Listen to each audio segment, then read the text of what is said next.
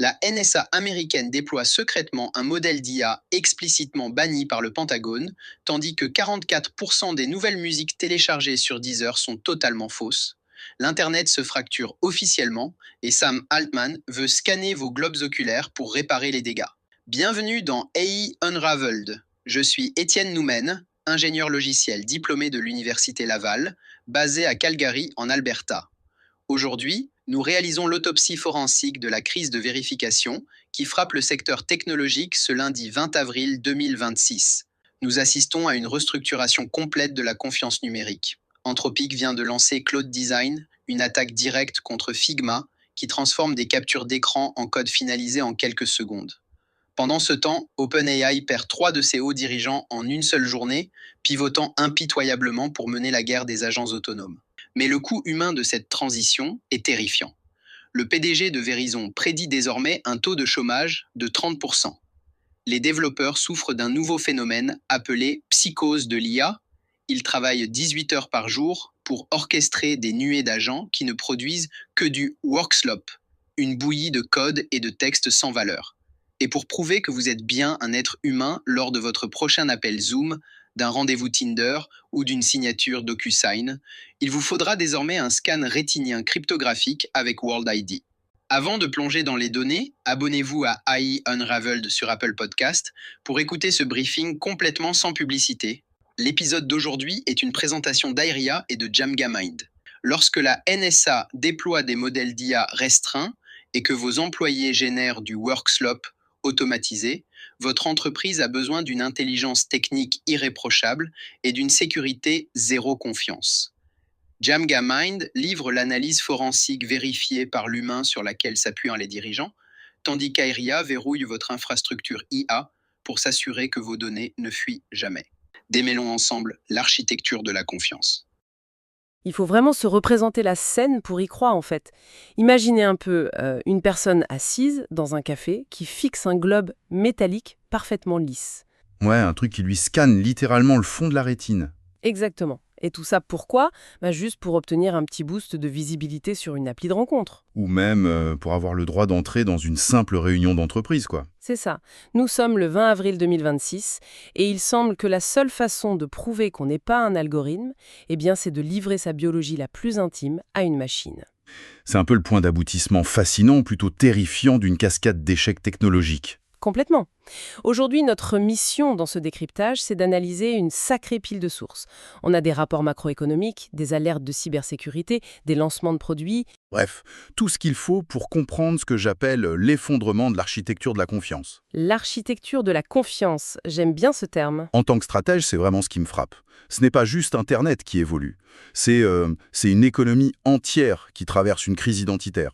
L'authenticité numérique est morte, les travailleurs sont en plein burn-out, et la seule issue qu'on nous propose ressemble à un cauchemar dystopique. Tu sais, j'ai souvent utilisé cette analogie d'un gratte-ciel en construction pour parler de la tech. Ah oui, l'idée des fondations solides. Voilà. On pose les bases, on monte étage par étage. Mais ce qu'on voit aujourd'hui, c'est un penthouse ultra moderne, brillant, saturé d'IA, qui a été construit alors que la fondation même, c'est-à-dire la vérité, est rongée par des termites numériques. C'est une excellente image. Merci. Et pour comprendre comment on en est arrivé à devoir scanner nos yeux pour exister en ligne, il faut d'abord regarder la base, la façon dont le travail lui-même se fait cannibaliser. Et là, il faut absolument parler du lancement qui secoue l'industrie cette semaine. Cloud Design par Anthropic. Ah oui, le fameux. Propulsé par Opus 4.7, leur dernier modèle de vision. Ouais, et ce n'est pas juste une petite mise à jour. Pour bien comprendre le mécanisme, il ne s'agit plus de demander à une IA d'écrire un petit bout de code. Non, ça va bien plus loin. Le système analyse un simple croquis dessiné sur un bout de papier. Ou même une capture d'écran d'une application existante. Un croquis au crayon, littéralement. Exactement. Et à partir de là, il génère en temps réel le prototype interactif complet, le code frontal, la structure de la base de données et même les éléments marketing. C'est dingue. Toute la boucle logicielle est verrouillée dans un seul écosystème. Du coup, ça explique le véritable séisme dans les conseils d'administration. Surtout avec le timing qui est assez dramatique. Mike Krieger vient tout juste de démissionner du conseil d'administration de Figma, quelques jours avant ce lancement. C'est ce qu'on appelle un Figma killer pur et simple. Je veux dire, pourquoi payer des licences pour des logiciels de conception quand un seul modèle peut ingérer une vague idée et recracher un produit fini? Pendant que le chef de projet boit son café en plus. Voilà, stratégiquement, c'est la consolidation ultime.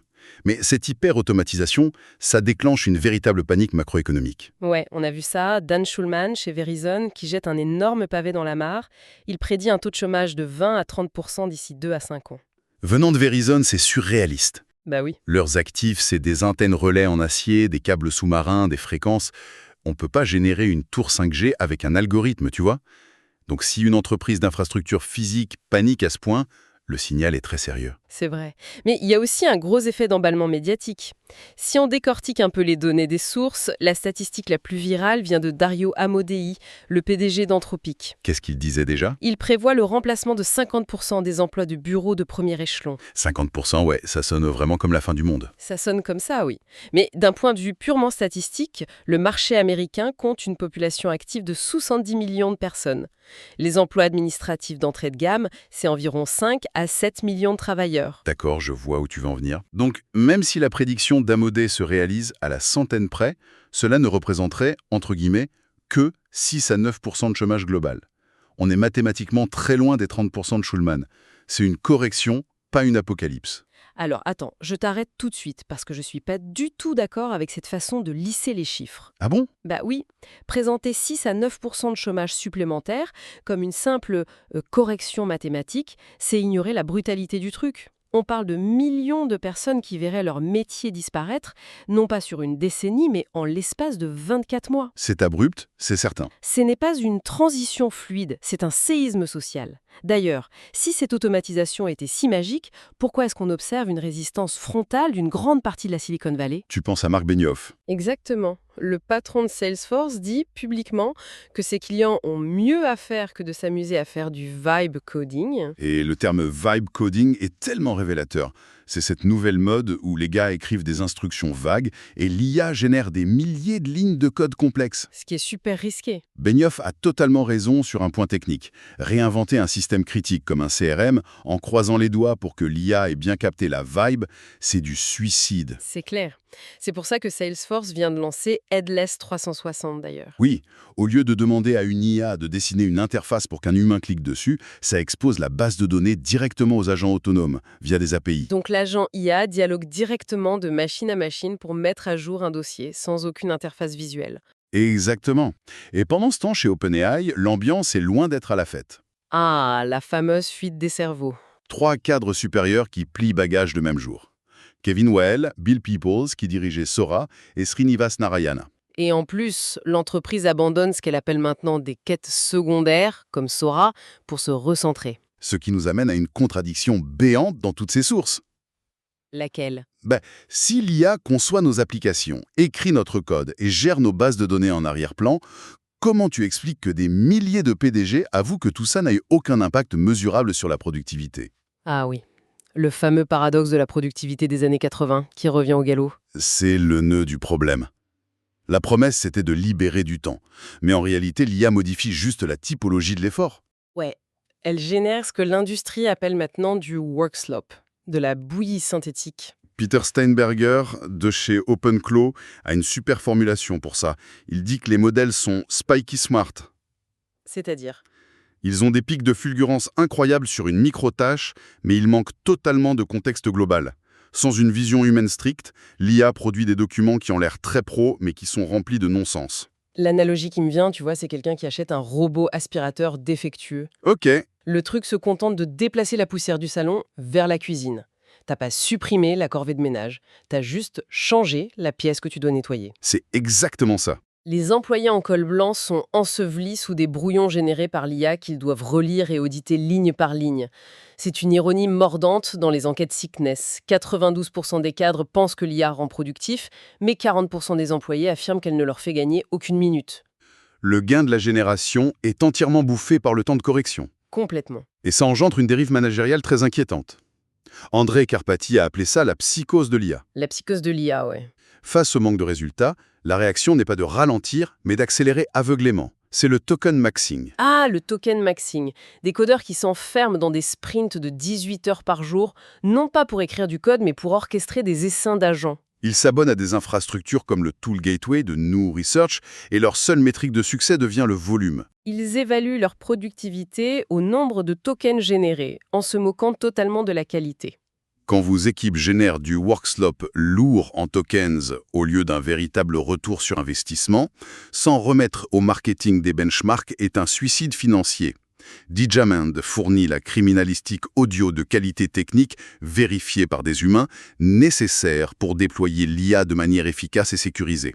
Visitez dijamand.com. Et c'est vraiment le cœur du problème, cette obsession des tokens, ce déluge de contenu synthétique jetable, ça ne détruit pas seulement la valeur des entreprises, ça inonde carrément notre culture. Les chiffres de l'industrie musicale cette semaine sont un exemple parfait.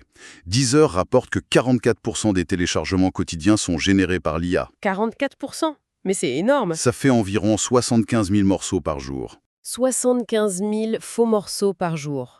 Le mécanisme est redoutable.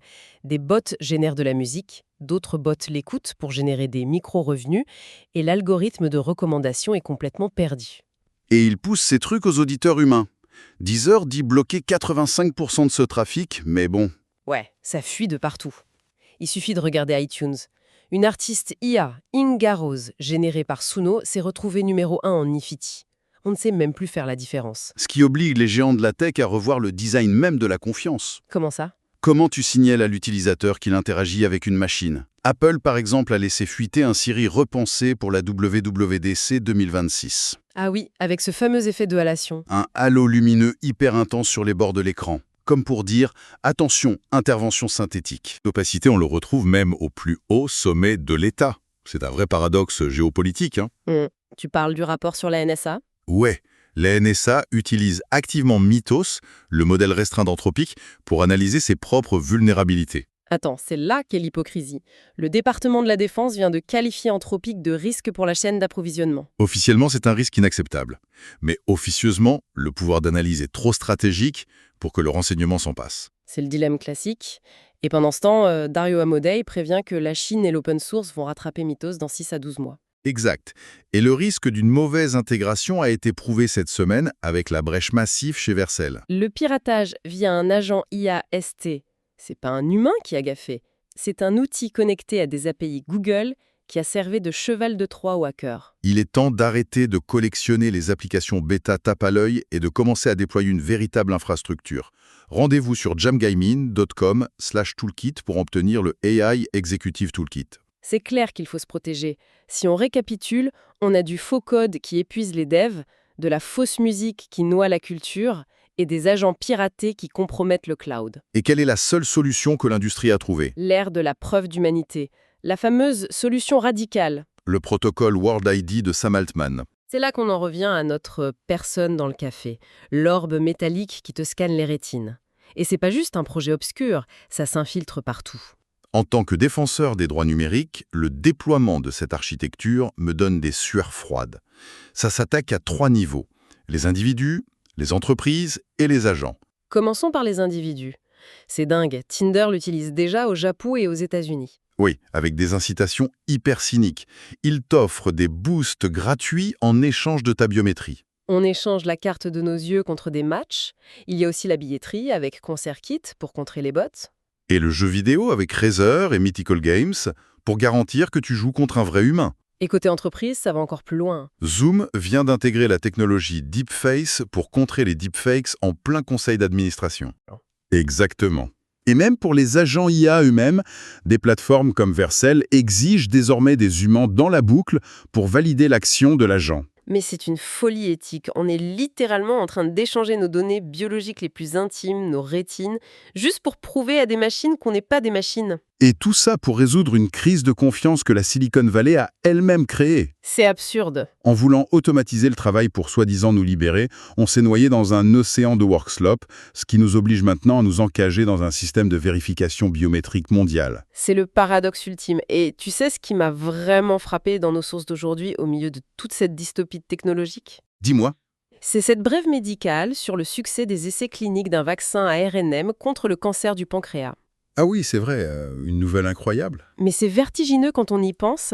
D'un côté, on est capable de reprogrammer biologiquement notre corps pour vaincre le cancer avec une précision inouïe. Et de l'autre? De l'autre, notre identité numérique, notre existence même dans la société, se réduit à un vulgaire scan rétinien pour prouver à Tinder qu'on n'est pas un bot. On a construit ce monde artificiel de toutes pièces et on y est devenu des citoyens de seconde zone. Ça laisse songeur. Le véritable luxe du futur, la vraie rébellion, ce ne sera peut-être pas d'avoir accès à la meilleure IA, ce sera le droit de rester un humain non vérifié, analogique, en heure de l'orbe. Un grand merci pour votre écoute et à bientôt pour un nouveau décryptage. Voilà qui conclut notre briefing forensique du 20 avril. Le signal stratégique d'aujourd'hui est la vérification. Alors que les modèles d'IA conçoivent nos applications, composent la moitié de notre musique et nous imitent lors d'appels vidéo d'entreprise, l'actif le plus précieux sur Internet n'est plus l'intelligence. C'est la preuve cryptographique d'humanité. Que vous utilisiez un Orb World ID pour vérifier votre identité sur Zoom, ou que vous deviez gérer une équipe accro à l'orchestration de nuées d'agents qui ne produisent que du workslop, l'architecture de la confiance a fondamentalement changé. Si vous ne pouvez pas le vérifier, ça n'existe pas. Si vous voulez posséder votre propre infrastructure plutôt que de vous noyer dans le bruit algorithmique, visitez jamgamind.com/toolkit pour obtenir mon AI Executive Toolkit. Et en prime pour la communauté AI Unraveled, j'ai des codes de réduction exclusifs pour Google Workspace et mes applications pro. Envoyez-moi un courriel à etienne@jamgamind.com et je vous les ferai parvenir aujourd'hui même. Cet épisode a été rendu possible par Aeria et Jamgamind. Cliquez sur s'abonner sur Apple Podcast pour profiter de ce briefing complètement sans publicité. Je suis Étienne Noumen, restez vigilants et continuez de démêler l'avenir.